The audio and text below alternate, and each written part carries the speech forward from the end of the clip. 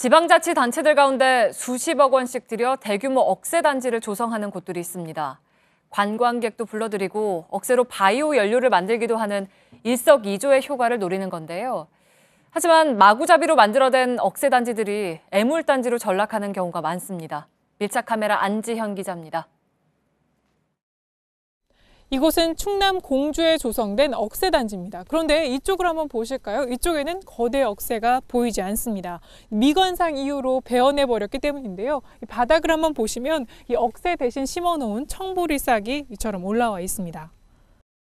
억새를 베어내고 청보리를 심은 곳은 무려 17만 제곱미터. 전체 억새단지의 30%에 달하는 면적입니다. 이 억새단지를 관광상품으로 만들겠다면서 공주시가 3년간 쏟아부은 돈은 무려 10억 원. 애당초 잘못된 계획에 혈세를 쓴 겁니다. 거의 없었습니다. 거대 억새는 말 그대로 높이가 4m고 이쁘지가 않기 때문에 조금 종을 선택을 잘못했고. 청보리는 2달 전에 공주시가 생각해낸 고육지책이었습니다. 이번에는 거대 억새를 베어내지 않은 쪽으로 와봤습니다. 제 양옆으로는 이렇게 제 키를 훌쩍 넘는 거대 억새들이 심어져 있는데요. 문제는 이곳을 관광 상품으로 만들겠다고 밝혔지만 보시는 것처럼 산책로 외에는 관광을 위한 시설물들이 전혀 없는 상태입니다. 지금 억새만 심어놓고서 계획적으로 다니 관광단지 조성을 한다고 하고서 안 하는 거예요. 당초 시는 억새가 다 자라면 이를 태워 친환경 디젤 연료로 추출한다는 원대한 계획도 세웠습니다. 하지만 이 계획도 탁상행정에 그치고 말았습니다. 바이오 에너지라는 분야가 이제 차세대 에너지 동력이라고 생각을 해서 큰 자산이라고 생각을 했는데 저희가 판단을 못한 거는 잘못된 거긴 하고.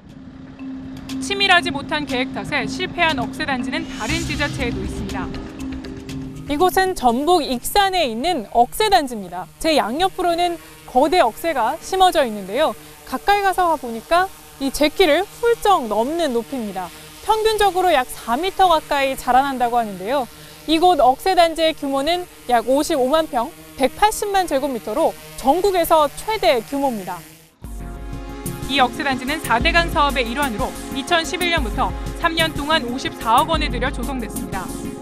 이명박 정부 당시 녹색성장 기조에 따라 역시 바이오 연료 생산지로 만든 겁니다. 하지만 원가에도 미치지 못하는 생산 가격 때문에 연구비만 30억 원 가까이 쓰고 바이오 연료 양산에는 실패했습니다.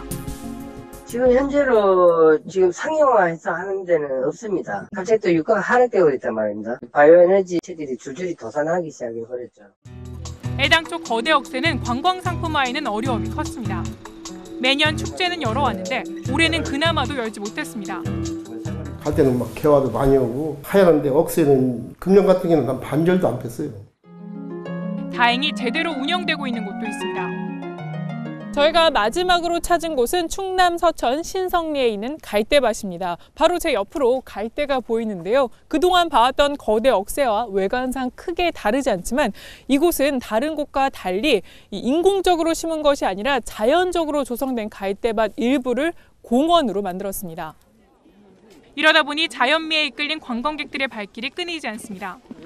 당연히 친환경적이기도 합니다. 억새를 방치해서 자생적으로 자라나서 억새 군락을 이루는 게 가장 좋을 듯 하고요. 심거나 베는 행위 자체를 아예 하지 않고 그냥 놔두는 거죠. 저마다 장밋빛 청사진을 그리며 조성된 거대 억새단지. 하지만 아무도 찾지 않는 곳이 아니라 이처럼 쓰임새 있는 명소가 되기 위해서는 무엇보다 지역적 특성을 고려한 신중한 개발 방식이 필수 요소입니다. 밀착 카메라 안지현입니다.